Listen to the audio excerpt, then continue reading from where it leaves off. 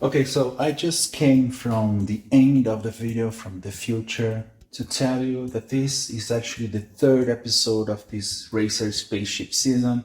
And so, yeah, if you wanna really understand what is going on here, I really recommend you guys to check in the first two episodes. Anyways, welcome to Cut, Transform, Glue. Okay, so last week I made some progress right here. I made these structural tubes connecting the body of the spaceship to the fuel tanks. I also added some details on the body, as you can see right here, and I made this radar dish right here connected to the cockpit. But the topic for this video isn't any of that. Oops. In this week's video, I'll work on the engines. I think the engine is one of the most important features of this build because, of course, it is a racer spaceship, so it has to look good, it has to look powerful. And if I get the chance, this week I'll also work on the thrusters on the sides, and I'm thinking of adding one on the front. So yeah, let's go.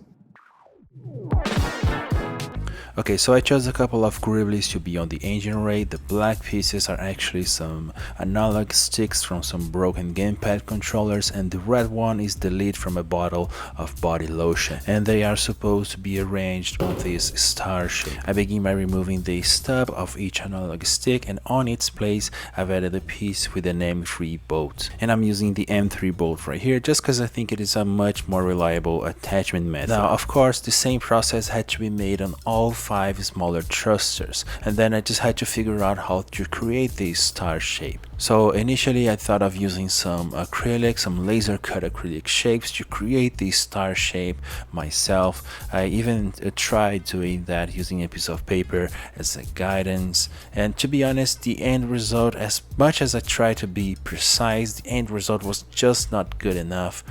I still could see some misalignment going on the thrusters. So eventually I decided to throw that away and go for the 3D printed piece. You guys know that I'm all about the precision of the 3D printer.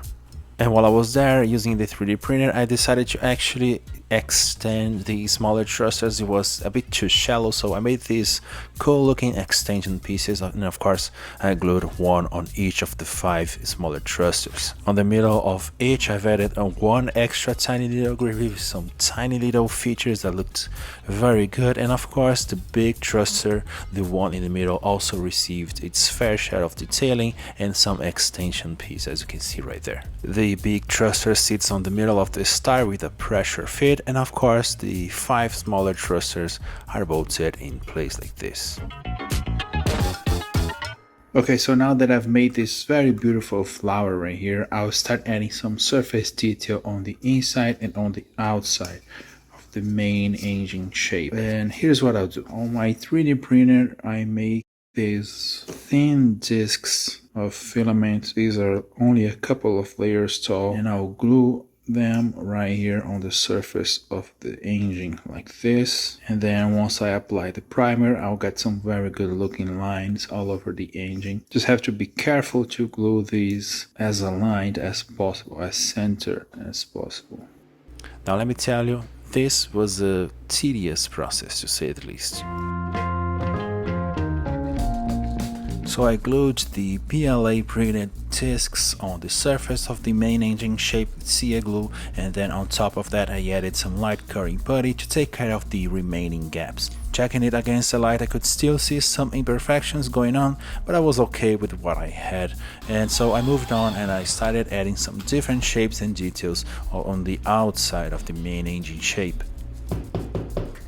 Like for instance right here, I'm installing this smaller sphere on that spot right there, and I'm not entirely sure what that does to the model. I just think it looks cool, and this is what guides me in this process. I go for what looks cool. And of course, as this is a spaceship, I have tons of opportunities and ideas that I can try and test. Spaceships are usually full of tubes and wires, and this is what I went for in this process. Now, as you can see, there's a couple of different types of wires going on the surface, and I'll explain each in detail, the type of material I'm using. But I'm not just adding wires, I'm also adding some smaller details. Like right here, for instance, I'm adding these good looking tiny little keyboard keys. So what you just saw in like 15 seconds was actually more than a couple of hours of work, in which I grabbed some soft aluminum wire and bent it, making these cool looking tubes. And these thinner ones right here, actually a tip I got from a patron of mine. These are solder wire. They are super easy to bend and position. This is amazing. I gotta grab some thicker solder wire to use on future projects because this is a very useful thing. Now at that point I couldn't resist but to throw a coat of primer to see what I had, and I was very happy with what I saw. Now my original idea was to throw some surface details on the inside of the main engine shape, but I quickly realized this was going to be impossible. So instead I decided to throw some detail on the star shape. So I added a thin acrylic disc where each small thruster would be sitting, to then make some holes and start installing some tubes kinda at random. But of course, keeping in mind that I have some size limitations for that. But I'd like to actually take a moment right here to talk about this week's video sponsor, you. If it wasn't for my patrons, this YouTube channel would be simply impossible. If you wanna join these amazing people showing on screen and help me keep going, help keeping the lights on, I have some links in the description box. You can also now become a YouTube member here on this very platform. But now let's get back to the video. Okay, so this is the result. Not my best wire work in a while, but it does the job. But more importantly, I can still fit this whole thing inside of the main engine shape. Like this. And I'll be honest, I was very happy with the level of detail I was able to add to the engines. But then it was time to start working on the side thrusters. Let me explain you guys this idea.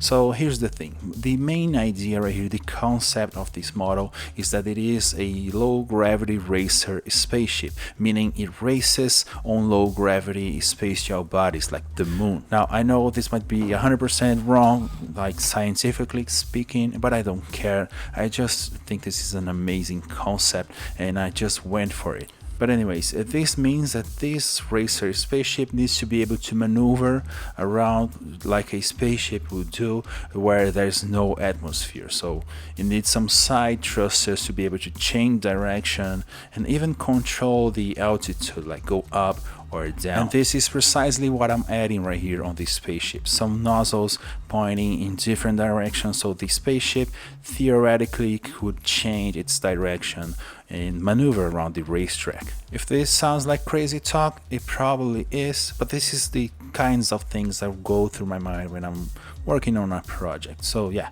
there you go. From there I jumped into some surface detailing on the body of the spaceship, and this right here is the result. Please like, comment and subscribe to the channel if you like what you saw right here, and as always, thanks for watching.